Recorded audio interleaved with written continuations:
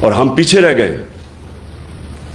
میں آہستہ آہستہ اس نتیجے پہ آ گیا کہ اس کی ایک وجہ ہے کہ ہمارے نبی صلی اللہ علیہ وسلم رحمت للعالمین، ہمارا جو رب ہے وہ رب العالمین ہے، رب المسلمین نہیں ہے، مسلمانوں کا خدا نہیں ہے، انسانوں کا خدا ہے. اور ہمارے جو نبی صلی اللہ علیہ وسلم تھے وہ سارے انسانوں کے لیے رحمت بن کے آئے تھے. اللہ چاہتا تو وہ صرف مسلمانوں کے لیے رحمت بن کے آئے، لیکن وہ سب انسانوں کے لیے رحمت بن کے آئے تھے. اس کا کیا مطلب ہے؟ اس کا مطلب یہ ہے کہ جب اللہ ہمیں حکم کرتا ہے کہ نبی صلی اللہ علیہ وسلم کی شریعہ پہ چلو، ان کی سنت پہ چلو، تو وہ ہماری بہتری کے لیے اللہ کہتا ہے. یہ میں آپ کو پھر بتا رہا ہوں کہ یہ میں اپنے زندگی کے تجربے سے ان چیزوں پہ پہنچا، ان نتیجوں پہ پہنچا کہ جب اللہ حکم کرتا ہے کہ ان کی زندگی سے سیکھو، ان کی سنت پہ چلو، تو اللہ کیا کہہ رہا ہے؟ اللہ ہمیں کیا، کیونکہ ہمارے سے پیار کرتا ہے، اللہ وہ اپنی مخلوق سے سب سے زیادہ پیار کرتا ہے، تو وہ ہمیں وہ راستہ دکھا رہا ہے جو راستہ انسان کے عروج کا ہے. کیونکہ دنیا کی تاریخ میں نہ کوئی وہ انسان اس عروج پہ پہنچ سکتا ہے، نہ کبھی پہنچے گا جو ہمارے نبی صلی اللہ علیہ وسلم پہنچے. پہنچ ہی نہیں سکتا، کوئی اتنا بڑا لیڈر نہیں بن سکتا. کسی ایک انگریزی کتاب ہے کہ دنیا کے جو 100 سب سے عظیم لوگ، انگریزی کتاب ہے، ولیم ہارٹ انگریز نے لکھی ہوئی ہے، اس میں وہ کتاب 100 انسانوں کی بات کرتا ہے کہ دنیا کے سب سے عظیم انسان تھے. اس میں جو وہ سب سے نمبر 1 رکھتا ہے وہ ہمارے نبی صلی اللہ علیہ وسلم رکھتا ہے. کیوں رکھتا ہے؟ کیونکہ کسی انسان نے اتنی زندگی میں اچیومنٹ کی نہیں، کسی انسان نے وہ دنیا کے اندر اس کو وہ عروج ملا ہی نہیں، وہ کام کیا ہی نہیں جو ایک انسان نے کیے. میں جب یونیورسٹی میں تھا ہم کتابیں پڑھتے تھے کہ جی وہ فلانا آدمی بڑا کامیاب ہے. میں کرکٹ کی بھی کتاب ہے، جو اچھا کھلاڑی تھا اس کے اوپر پڑھتا تھا. کیوں پڑھتے تھے؟ کیونکہ ہم ان سے سیکھنا چاہتے تھے، ہمارے رول ماڈل تھے. آج ہمارے بچے بل گیٹس کا پڑھتے ہیں کہ دنیا کا سب سے کامیاب ٹیکنالوجی کا آدمی ہے، کہ وہ کیسے پہنچا. اسٹیو جابز، یہ بڑے لوگ جو کامیاب ہیں، لوگ ان کی کتابیں پڑھتے ہیں.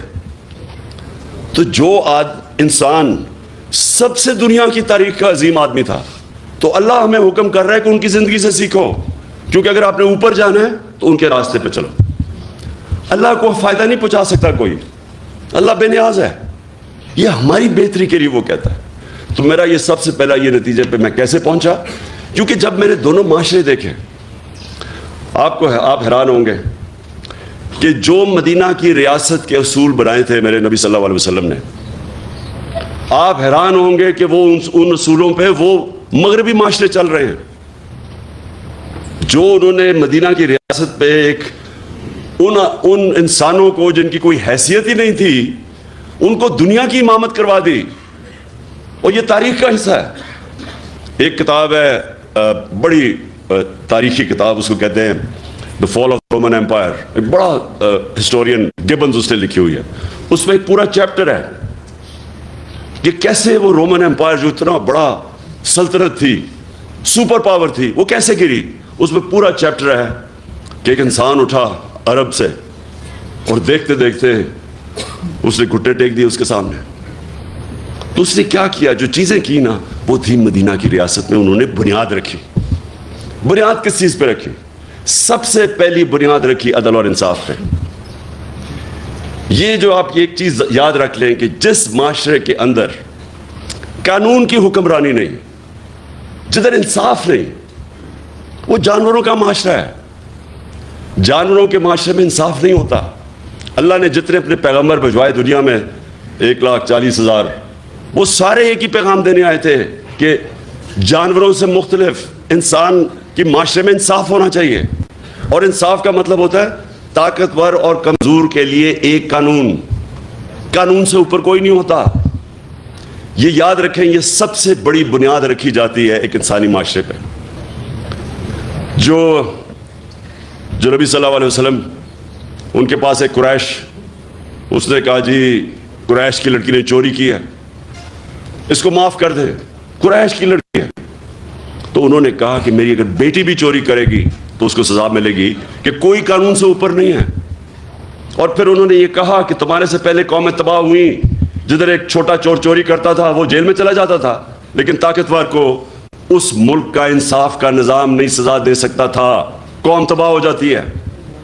یعنی کہ جس قوم میں انصاف نہیں ہوتا وہ تباہ ہو جاتی ہے۔ جو حضرت علی رضی اللہ تعالیٰ نے کہا کہ کفر کا نظام چل جائے گا، لیکن نا انصافی اور ظلم نہیں چل سکتا، ظلم کا نظام۔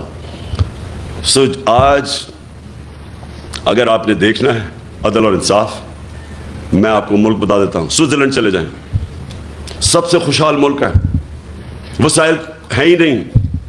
پاکستان میں اللہ نے اتنی نعمتیں بخشی ہیں وسائل کی حیثیت سے، لیکن سوئٹزرلینڈ میں تو ہے ہی کچھ نہیں۔ وہاں خوشحالی دیکھیں جا کے۔ اور ایک انڈیکس ہوتا ہے کہ ایک ملک میں، اسے کہتے ہیں رول آف لا انڈیکس، یعنی انصاف کتنا زیادہ ہے کس ملک میں۔ آپ حیران ہوں گے کہ مسلمان ملکوں میں 20% بھی نہیں ہے انصاف، رول آف لا۔ سوئٹزرلینڈ میں تقریباً 100% ہے، کوئی قانون کے اوپر نہیں ہے۔ انصاف اور خوشحالی، ظلم کا نظام اور تباہی، یہ میرے نبی نے تب کہہ دیا تھا۔ دوسری چیز، فلاحی ریاست، مدینہ کی ریاست دنیا کی تاریخ کی پہلی فلاحی ریاست بنائی گئی تھی۔ ریاست نے اپنے کمزور طبقے کی ذمہ داری لی تھی۔ ریاست نے پورے بیووں، معذوروں کو، یتیموں کو، غریبوں کو پینشنز، مسلمان کے زمانے میں، حضرت عمر کے زمانے میں پینشنز آئی تھی، پہلی دفعہ بوڑھوں کو بھی ذمہ داری لی۔